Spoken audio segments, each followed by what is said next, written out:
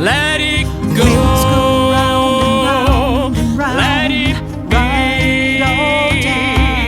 Let it roll.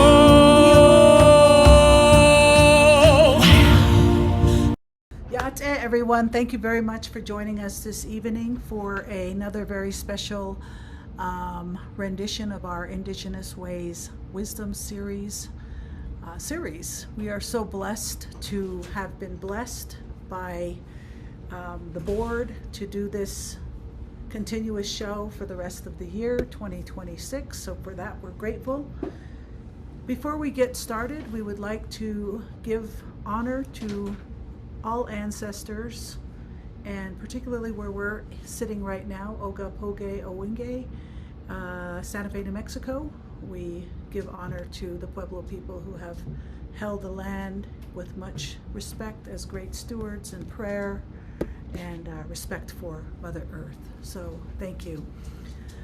Tonight we have a very special guest, and I am so excited that we're going to do something a little bit different tonight. So Sage is a very brilliant musician, and Sage is many other things. Sage found her voice at a young age. We'll talk about that. But Sage also found a love for playing guitar. So as much as Sage is multiversed from classical to jazz to Motown to blues to country western to hip hop, if they have guitars and hip hop songs, mostly they're computerized, I know, but Sage can do it all. And Sage writes theater pieces, she writes ensemble pieces, she writes for orchestras. I mean, she literally writes the music. I mean, this is a Navajo woman that writes music. But for some reason, Sage has really been attracted to heavy metal music. Maybe it's an influence from her parents, I don't know. But I love heavy metal.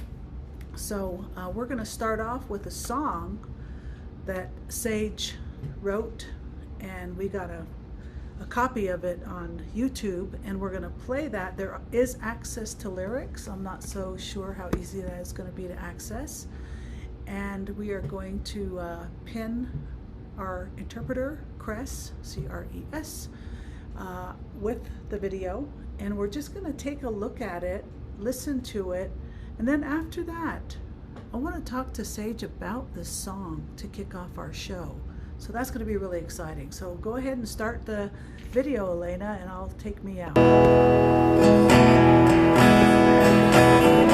My lover's leaving me again.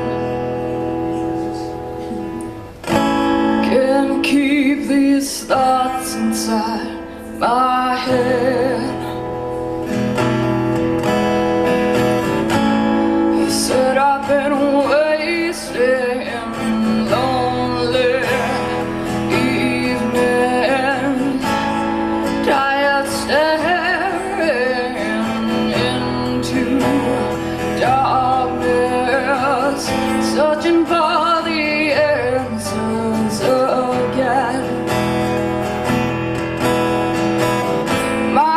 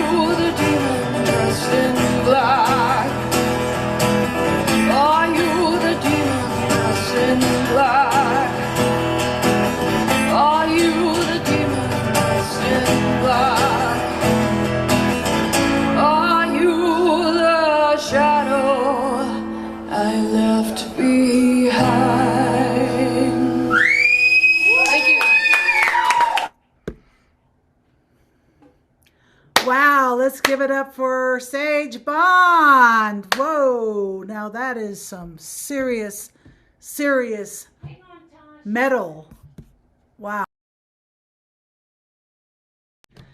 Thank you so much for sharing that song with us tonight, Sage. I wish that you could have done it for us live tonight, but with technology as advanced and perfected as it's becoming, I don't trust the sound quality. So it was better to do a recorded version. So, thanks, big thanks for that, sister. Now, my question is, that song is called Answers. I've heard you perform it and it knocked my socks off. First time I heard you in Tsaile, Tsaile, at Diné College, also known as DC, when you played at the festival there on the Res back in 2018, and you were like a little sprouting 20-year-old, and wow, I was like, whoa, where did she come from? So I didn't really listen to the lyrics, but then I got to read them recently, and I know what this song means to me. But can you tell us about the origin of that story and why you wrote that story and what does it mean? Yeah, well, first of all, thank you so much for having me join you all tonight, and thank you to everyone coming to watch and support and listen. It's been a lot, it feels like a lot of years since that DC show. And I remember performing there like yesterday, which doesn't happen with a lot of shows, but that one was pretty memorable. This song I wrote in I want to say about 2020, around the time of I think a lot of chaos was starting to surface, especially with the COVID, and then our a person that came to power who is very orange that did not seem to respect Indigenous existence, and they didn't care about just like any other politician. I've seen it many times before, and we've all witnessed it unfold over the years. And I since my last album, I used to write a lot of like heartbreak songs, a lot of things that were internal that I needed to get out. And that's the same with this song, except with issues that I feel like need to be voiced. Yeah. Right. Well, yeah. Well, thank you very much. I would have never guessed that. But to me, I was thinking about our Navajo creation story of the Hojon, the Hojon and the Hotron, and the good and the bad, the light and the dark, and all these crazy. We've got the little angel over here and the other one over here, and Yeah, which one do exactly. we listen to? That kind of thing. So that's the way I took it in. So yeah, it's the song. When the artist puts it out, it becomes the Nice. audience's song. Every Yeah. one of us that hears it gets what they want from it. So thank you very much. Thank you. So why metal? Before I ask about your childhood, why metal when you got all this stuff and you're, when I heard you in Tsaile and you were doing Judas Priest, I mean, you were doing stuff that I was doing there when I was 17 years old back in the day, because I used to live there and I used to have a heavy metal band. And when I saw you get up there, and of course I'm an elder now, I'm a Sani, and seeing you up there with your long hair doing all this wonderful guitar riffs and singing Judas Priest's voice, which Judas Priest can sing opera. That guy's got some high vocals, and you're hitting those high notes too. Talk to us about your metal Yeah, I background. feel I've always had a strong connection to metal. I've performed in all different types of genres, and I've tried out. I really thought I was gonna be a blues artist at one point, but I've always felt the pull of and the passion for metal, and I've always wanted to incorporate it even into my acoustic music. So I know it's at first when I combined the Cookie Monster vocals with the acoustic guitar, I thought it was going to sound kind of cheesy. But maybe it does sound cheesy to some people, but to me, it's really fulfilling to uh, create this genre for myself, to express myself this way, and also to scream at people for a living. And the voice that I do, like you said, the angel and the devil, it's especially in answers, I use the Cookie Monster voice to convey like this evil thing, like trying to talk to me and bring me down. And then the clean voice comes back and keeps like you're gonna keep fighting, you're gonna keep going. And yeah, so the Cookie Monster voice is it's very therapeutic. It's a huge release that I feel when I perform in that way. Wow, wow. That's so. When I hear you do that Cookie Monster voice, do you have to like strengthen the muscles in your throat to not tear up your vocal cords? Because your vocal cords are so pure. So it sounds like lots happening when you're doing that monster voice. How do you protect yourself? Yeah, I used to not know how to protect myself from that. I used to hurt my throat a bunch when I was about 10 or 11. I was really into practicing this when I was tiny, like scaring my parents and grandparents in the house. And I would try to mimic like all these metal bands at the time that were like getting like Cannibal Corpse, and that one's like really low, and then also with Arch Enemy. And until maybe just a few years ago, within like 5 years ago, I don't know, time is flying by so fast. Maybe 5 or 6 years ago, I started to project a little stronger with that voice, like just practicing pretty much. But I also brought this voice to my opera lessons, my voice lessons with my opera teacher. And I asked her, like, what can you tell me about this? Like, am I doing this right or wrong? And I did it for her. And she was like, oh my God, never do that again. Never do that in front of me again. And I was like, oh, okay. And then she was like, wait, but you're so relaxed when you do it. And we're having trouble finding my head voice for like this Mary Poppins voice that I needed to find my mix between the chest voice that I speak with and then the head voice I sing with in opera. And we used the Cookie Monster feeling in my throat to be able to project the opera voice.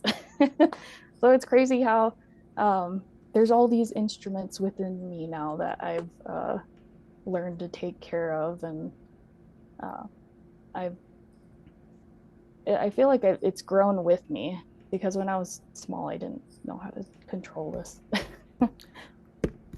So when you're creating your music, a lot of your music is very much in that heavy metal vein of intensity, just that whole genre of what heavy metal stands for, which for me, when I was a teenager playing heavy metal, it was my medicine, it was my healing, it was my culture, it was my tribe, it was everything to be able to. Back then it was cassette tapes, those boom boxes, and put in, Judas Priest, the tip of Canyon de Chelly with a bunch of bros, and all that. And there was something really medicinal about it, even though, our parents and were like, oh my gosh, that music is not good. You should listen to Hank Williams or Waylon Jennings,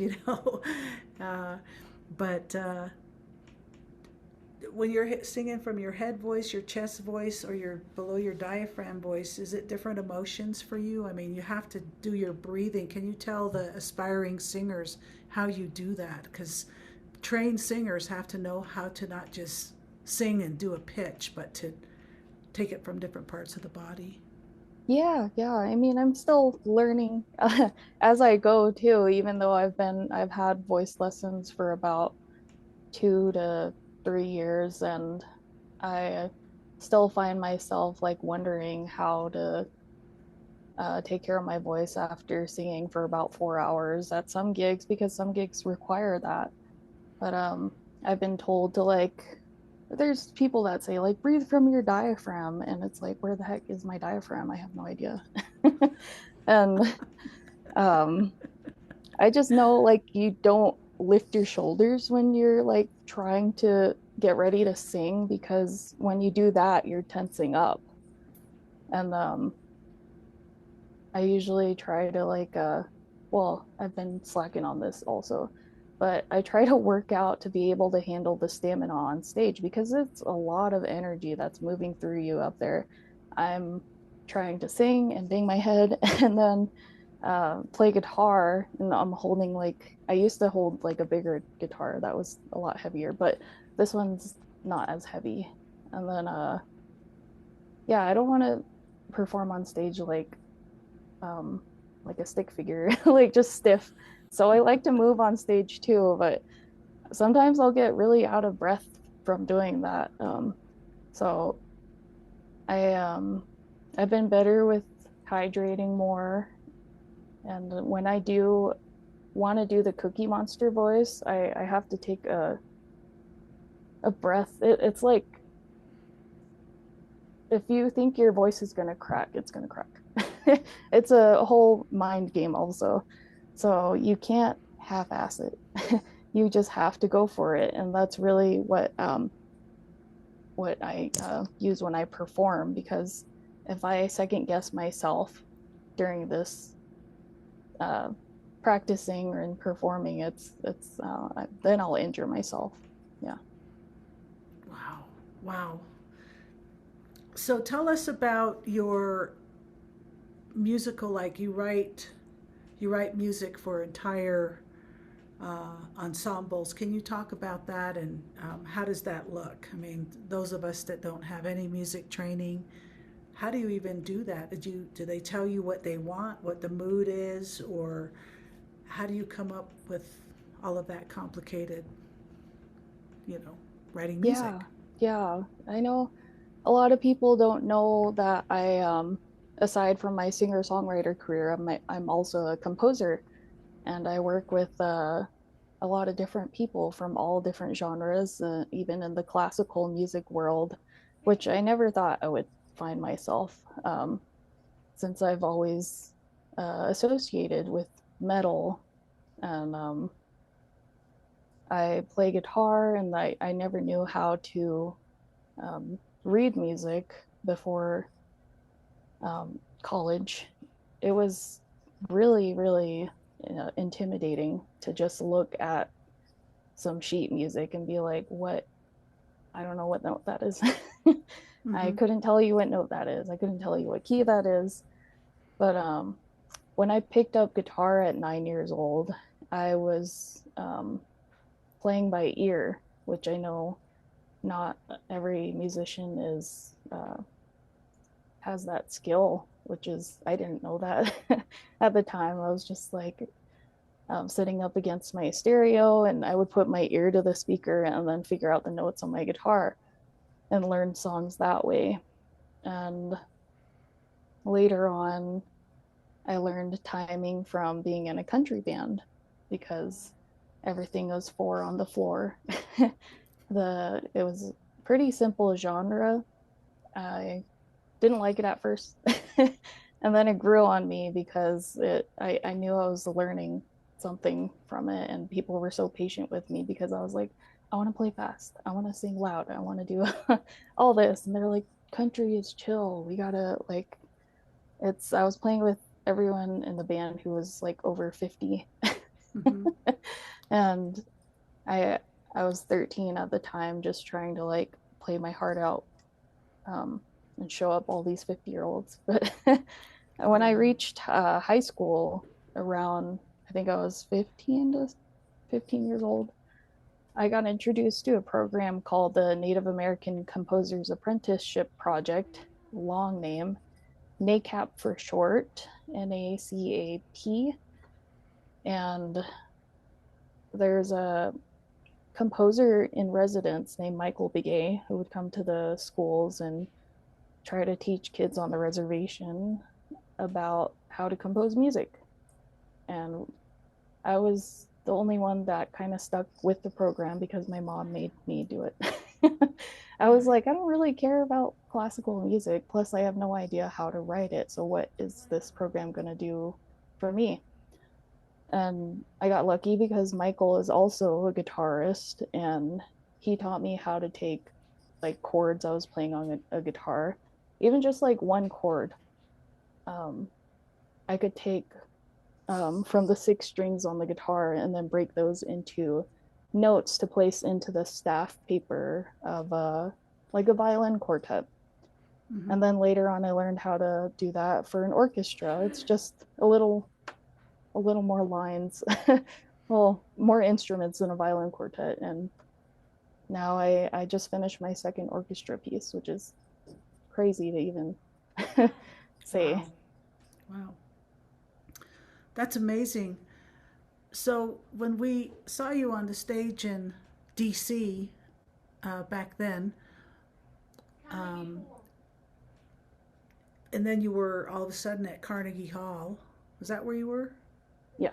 In New York with a full orchestra. How did that feel? I mean, going from that little reservation college stage, which sadly is no more, the Student Union building, Yeah. but they're building a new one. So, but how did it feel to go from that stage to that? Was there a big difference? Not really for me, because I've played a bunch of shows. I can't even count how many shows or over the years, and I've gone from like from different state, not to say like every stage is the same. Of course, Carnegie Hall is like a huge deal, and but I mean the feeling of going from like little res town to New York, back to little res town or a little show. It's a weird feeling, but I mean it comes with uh, being a musician. You perform um, wherever, and I love coming back to the community and performing for the res. But Carnegie Hall was a whole experience that um, I sang with a choir there. There was a choir that I got to work with, and another composer, Zenaida Robles, where she heard my song Truth. And I already had an orchestration of Truth that I performed with another group in Chautauqua Symphony Orchestra. Yeah, that was another ride too. Maybe I can talk about that a little more later, but I had all the music written out, and then Zenaida helped me put that into choral music, and I got to perform my own original song with a choir at Carnegie Hall. It was so fun because I got to bring my family there. It meant so much to be a Diné and a Nde woman to take up that space. And I also got to invite the founder of NACAP, the person Awesome. that helped me get into this composition program. And she got to meet me at 15 way back in the day, and then also come to my performance at Carnegie Hall just 2 years ago. Wow. Yeah. Wow. I bet you all those people that first started you must be just so absolutely proud of you and patting themselves on the back. And, Sage, you're incredibly gentle and humble, and you walk with a lot of integrity. And I really appreciate that about you, that it's not all to your head and big old ego now. So now you're getting called to play in festivals and play with other groups and show up to places and be with trained musicians to show up with your own compositions, step into their compositions, and do all these different collaborative pieces with heavy metal bands to classical. How does that feel from being a solo? I mean, I understand the solo because I was on the res too, and I was all by myself, and I had a guitar. And it's like, where's all the players, you know? So it really did work. And my mom's here tonight, so she got me a 12 string. That helped. Yeah, let's talk about now you're jumping into other, more, you got drums now, you got bass, you got cello, you got all kinds of stuff. How does that feel? Yeah, I don't have a band yet. I mean, I've been slow with getting people together to jam, especially living real far away from everything. But being able to collaborate with everyone, I feel like I'm one of those people that believes like everything happens for a reason, or you cross paths at the right place and right time.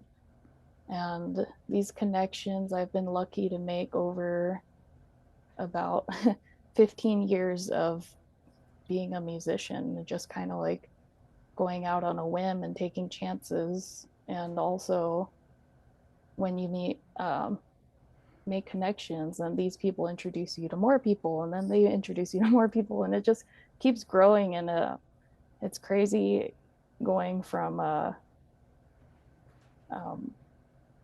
getting recognized for a festival, like a huge festival, especially for metal. And I'm like, they want little old me.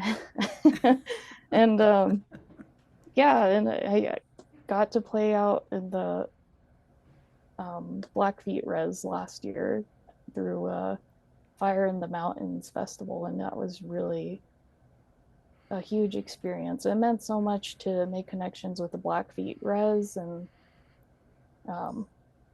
relatives out there, because it was on their beautiful land.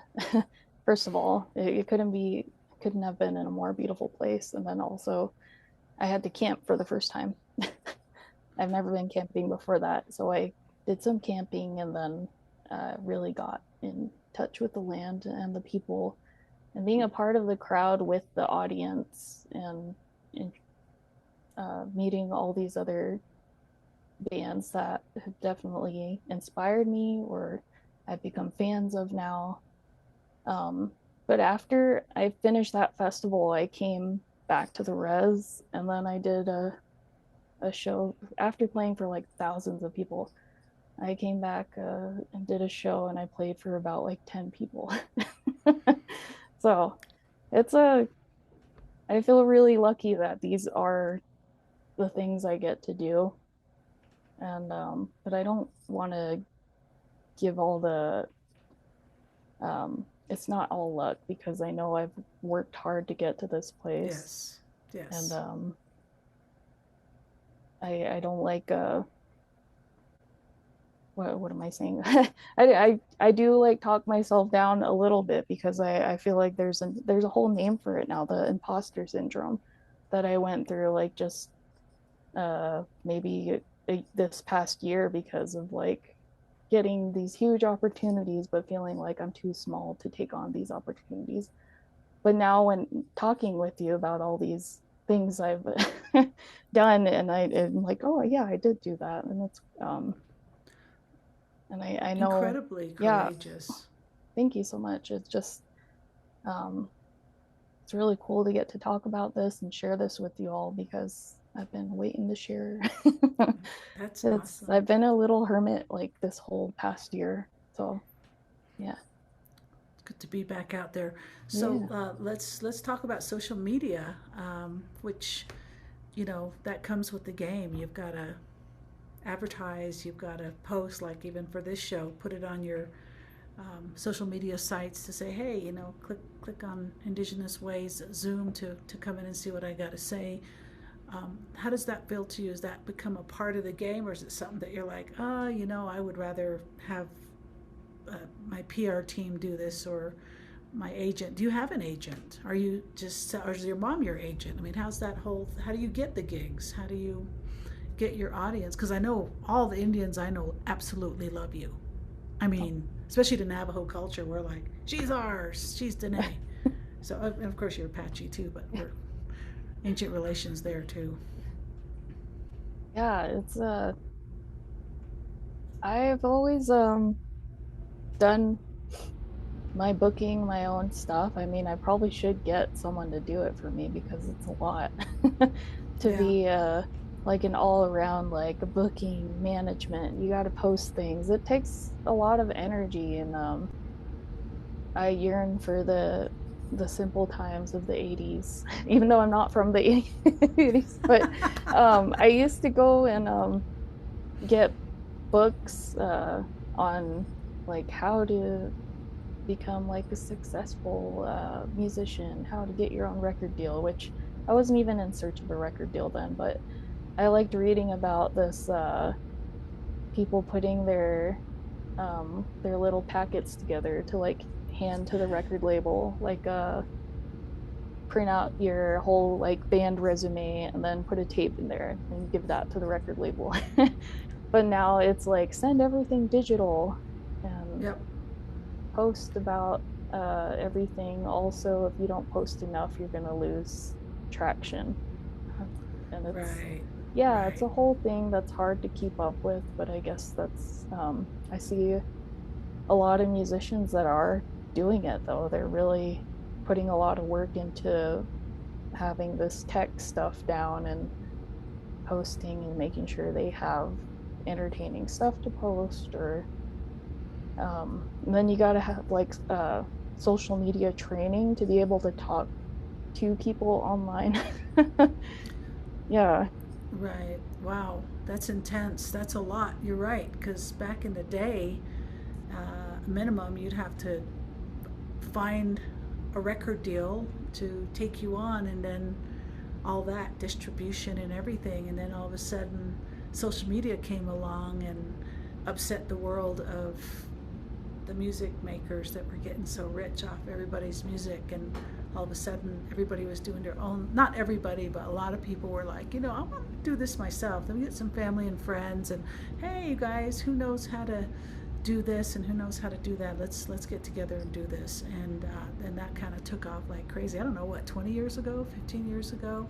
And now it's each to their own. I mean, one little cute clip of a little kid dancing to or singing a song or playing an instrument, and when that goes viral, you know, it goes viral. And that's just another term that goes, wow, you got lots and lots of likes on this, and boom, you know, people can just take off from just one hit that's just really spontaneous. So that's really cool.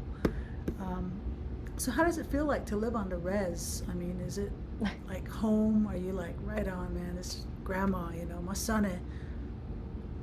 Yeah. I mean, I've lived on the res my whole life, so it feels the same as then. I grew up here, mostly in Tuba City, Western Agency area, and I've I think I moved to Flagstaff for school for a bit, and then I moved back to the res, and it's really nice because it's so secluded. I love that we get to play our music as loud as we can. We can record. We have our studio here where we can record all our stuff as loud as we can if we want to. And yeah, I love taking walks outside and seeing the sunset, because that was a thing in New York I didn't know about, that people don't get to see the sunset out there. Right, And right. my family and I were walking on the street, and we passed this giant group of people. Like, what are they taking a picture of? Like, what the heck's going on? And there's these two buildings, and the sun was setting between them, and everyone stopped to take a picture of that. And I was like, oh my gosh. That's um, awesome. yeah, it was so uh, weird to experience that. And I'm like, So, uh, so what about your mom? Let's talk a little bit about your mom. Has she been really supportive of your journey and going with you to your gigs? And she loves heavy metal too, from my understanding. Tell us a little bit about your mom. yes, of course. Yeah, I love my mom. Her name's Melinda. I always forget to introduce her as Melinda, and I introduce her as mom to people, and everyone's just like, "Hi, mom." And She's always been there to support everything. I'm really glad she supports my music, and I'm lucky to come from a family that supports all the music I do, especially the scary stuff. She sings also, so I know she has this understanding of like my this whole journey that I've been on, and ever since I started playing guitar on like this cheap plastic guitar with it was like a toy you could get from like KB Toys or something, but it wasn't a real guitar. And then my family all pitched in, like everyone pitched in and got me uh, my first guitar, and I still have it. Cool. And when I started singing and getting booked with the country band, it was on school nights that we would have to practice, and I didn't know how to drive, so she would drive me to practice and help me figure out these songs and tell me if I suck or not. Like, I'm glad she did that for me, because she wouldn't lie to me about that, and really built up my chops and my confidence by taking me to karaoke and stuff. Uh, and she's always she grew up in like the Bay Area metal scene, so it's really cool to get to go through her stuff or ask her about how many times she's seen Metallica and Slayer. Whoa. And That's awesome. she has so many stories, and I'm glad she's like trying to push me to do more shows though. Like I said, I've been a little hermit this past year, and she always calls and asks, when's your next show? Well, you know And what? You got this skill set, yeah. so the moment you burn out on it, you can start your own music academy. You can Oh, there's so much you can do on the reservation for the kids, because there's a lot of kids that don't have music in the schools because of budget, you know. So you can there's so many things that you can do. You can start a nonprofit and just really take off, like Delbert Anderson. I mean, that guy, that Navajo dude, has brought jazz to the res. I mean, we did a tour with them and about a year or two ago, and we played.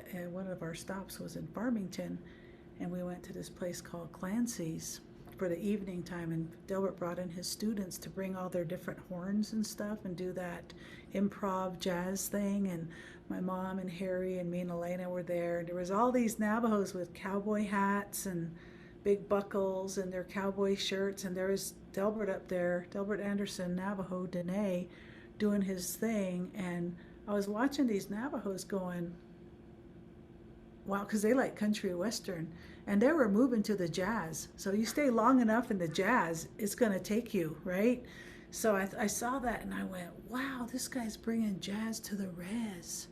And that's happening. So you can do that too, Sage. But we are out of time for this portion of the interview. So one quick question. What will you tell the people out there that watch this video that want to be a singer and a songwriter like you, whether it's solo, duo, trio, band, ensemble, orchestra, what not to do? what not What to would do? you tell them? Out of your experience, what like a quick lesson, so we Yeah. can go on to the commercial break. Yeah, well, I can't control what people want to do, and if they'll listen to me. But I think it's never too late to learn, and uh, don't doubt yourself. There's many times I've underestimated myself and kicked myself for not taking so many opportunities that making connections. I've been told um, this like main thing I've been told over the span of my career, along with like the humility. Like I really don't want to let any like ego stuff get to my head. But I've always tried to be kind to everyone I meet, like no matter what. And I feel like that's really gotten me this far in this career. And yeah, so don't be mean to people just to be a butt. Nice. Good. Okay, so Our theme this year is community. What does community mean to you?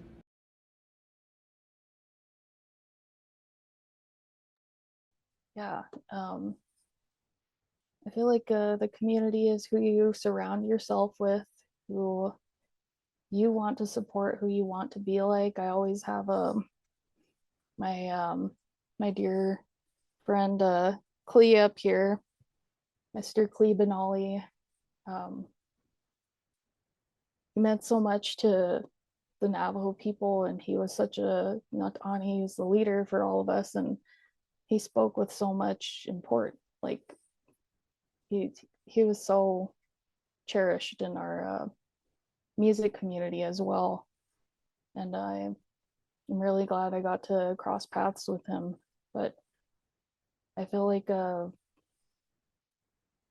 yeah, it's community is the most important thing ever. Like how we keep meeting people, we keep making connections, and we always try to support one another. This is how we build this. Right. And we definitely want to get you back to one of our festivals. And I'm going to stop there for myself, and I'm going to hand it to the beautiful Elena to do a commercial break, and then we'll invite the audience in to say hi to you. That's so beautiful. Thank Thanks you. so much for that, Tash. And Sage, thank you, thank you, thank you. You know, we've actually got, this is Sage's second time here in the virtual events. We had the Wisdom Circle and also the concert series. And so if you go through our archives, you'll see beautiful Sage in the concert series when COVID was rampant.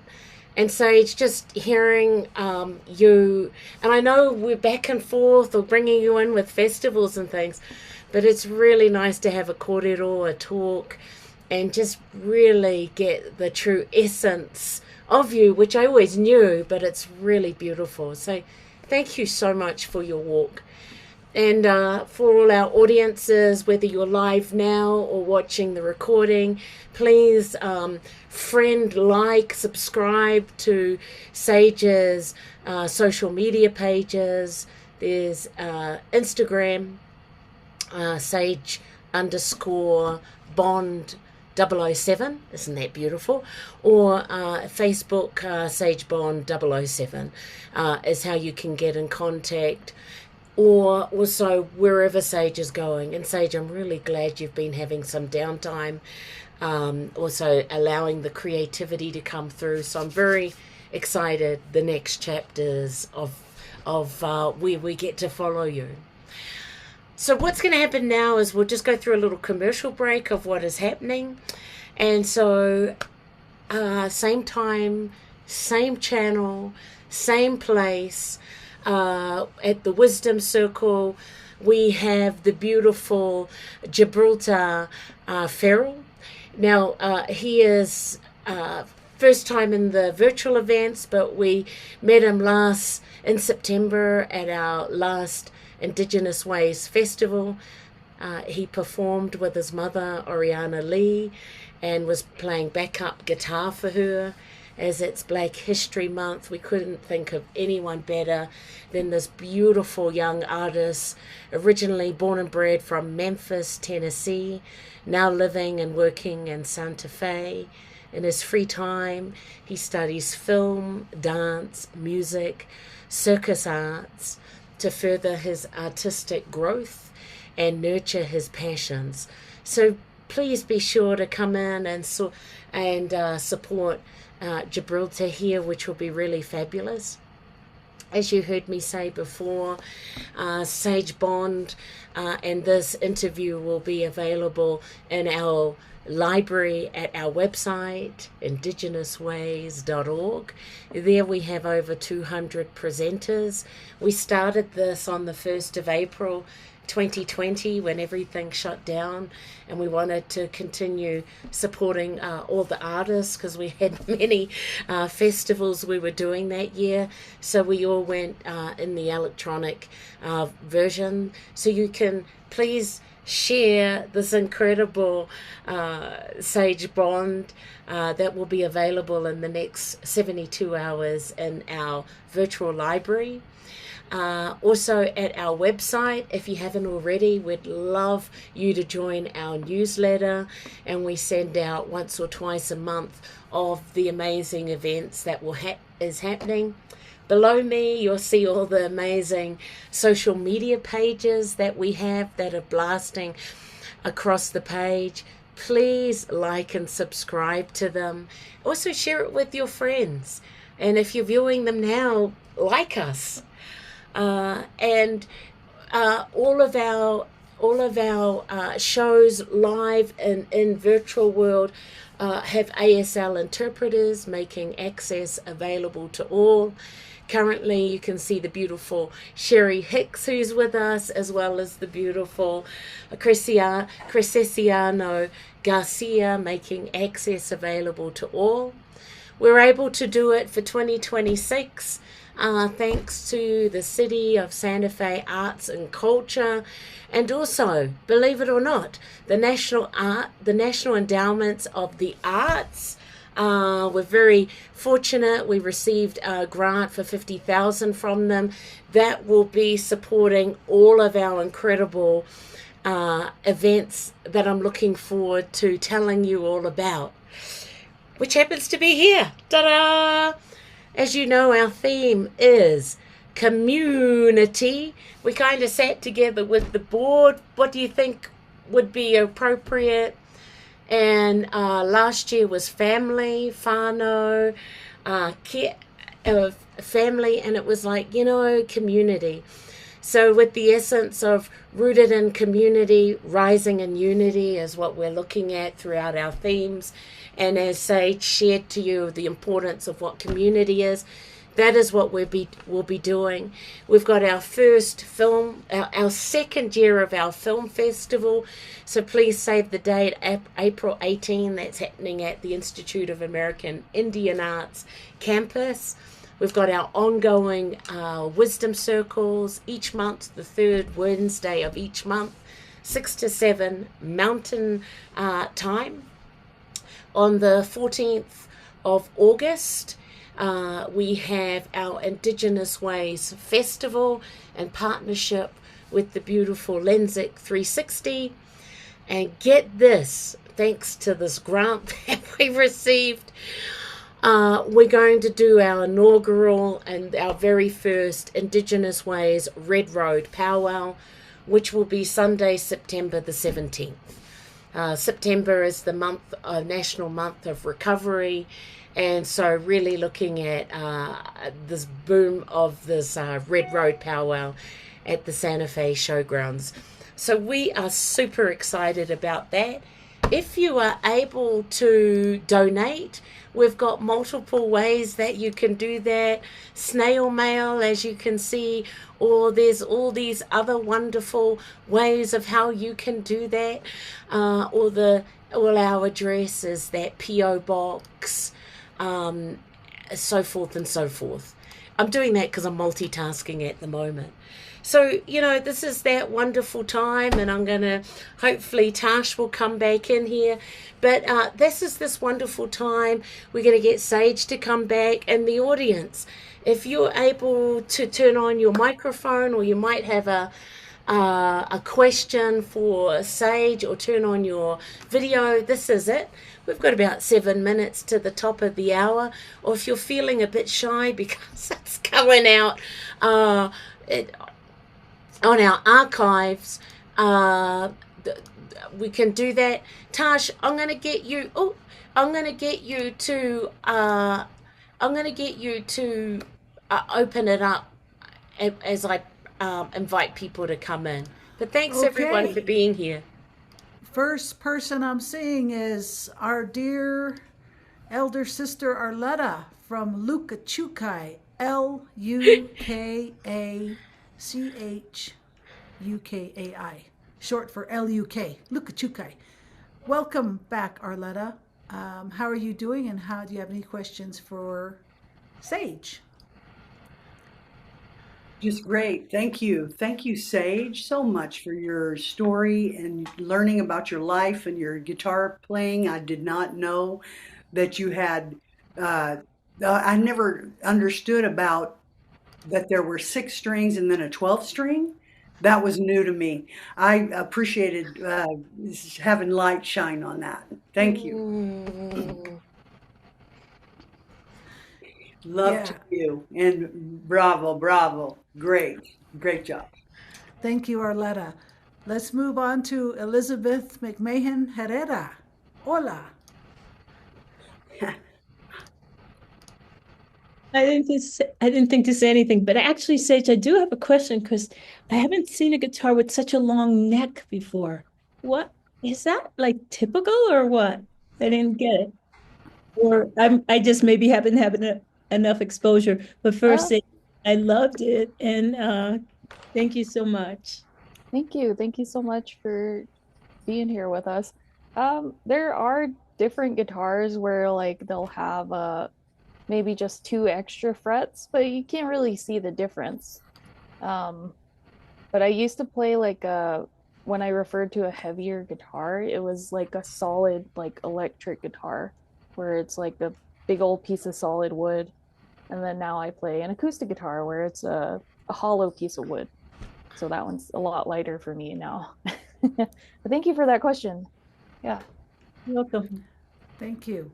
All right, let's move on to Diane and then on to Lisa. Diane, do you want to say anything to Sage?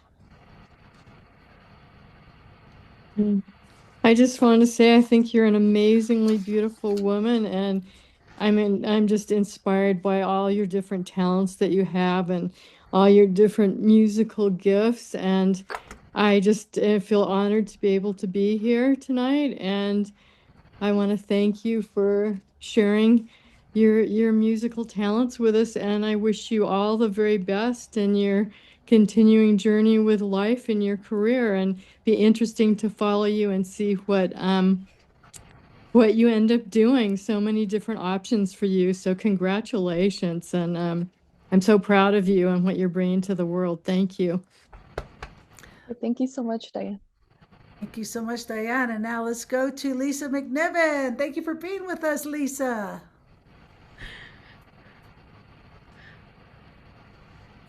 Hello, my name is Lisa. Hi. It's Thank you so much for inviting me to join this. I enjoyed the talk so much, and it's so great to have light shine on musicians and what all of that is. I do appreciate it. I enjoyed listening to all different kinds of music. I do. I love all kinds of music, and I appreciate hearing your story, your background, and your music. I'm inspired. Thank you. Thank you, Lisa. All right, on to Mimi Gonzalez. Yate! Hey, friends. Wow. Paige, I'm completely blown away. I'm so impressed. I love that you let yourself off the imposter hook by, actually listing your accomplishments. And when you said, yeah, I've played Carnegie Hall. I mean, you've done so. Are you 25? You're not 30 yet. You're, Oh, I'm 31. oh, you're Yeah. 31. Oh, hey, great. That Saturn return looks really good on you. Thank you. Thank you. You are really knocking it out of the park, sister.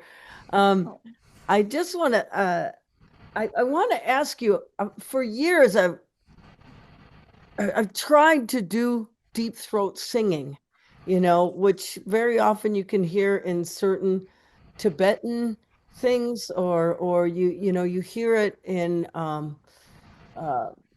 deeply religious monastic things in the East, or in Asia, places in Asia. But I've also heard Alaskan women doing certain songs like that to each other back and forth. And I just think it's amazing that you call it the Cookie Monster voice. I wonder, do you do anything else with that besides Cookie Monster metal? Do you do ritual or ceremony, or could you teach someone how to do that? I'm still in the process of like learning exactly. I know how to teach clean vocals, but I do want to get up to the to teaching the Cookie Monster vocals to people because I do get requests mainly from women and girls, and it's so cool. It's they want to be they want to be powerful. They want to sound powerful too. And I don't really practice any like traditional ways. I wasn't raised in that manner, but I recently lended the Cookie Monster voice to a film where I got to make all these sounds for this monster, and it was really cool. Wow. Awesome. Congratulations, and there's no word of luck because you work really hard, and Thank you. it's not about us, suggest, hey, good luck in your future. You're living into your future. You're really moonifesting it, as we like to say in some circles. Instead of manifesting, we say moonifesting. And I like that. yeah, you really are an inspiration. So it's so wonderful to encounter you, and I'm really glad you're here on Indigenous Ways. That's so beautiful. Thank you, Mimi. Tash, just before you say anything, Mimi is also featured, I think, 3 times in the virtual events.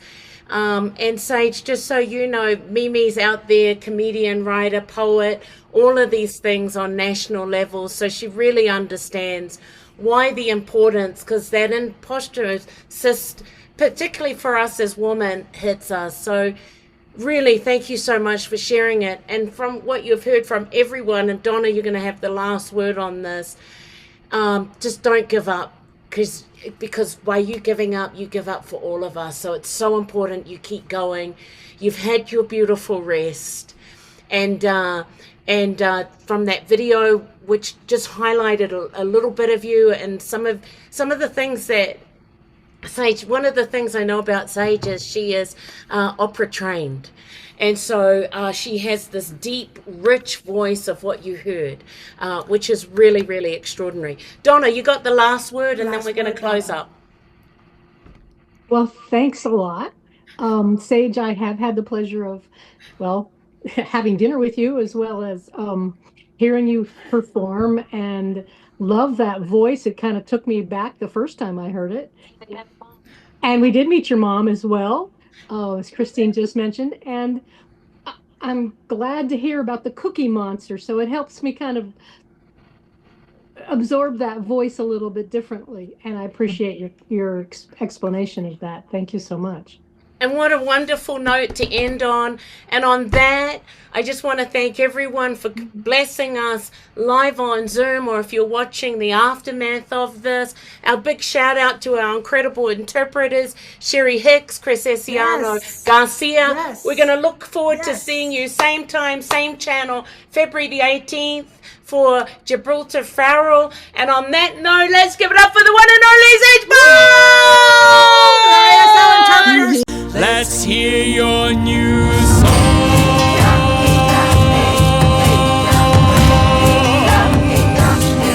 Let it go.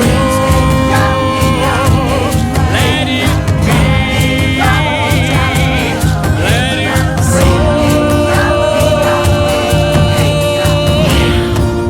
Let's hear your new song.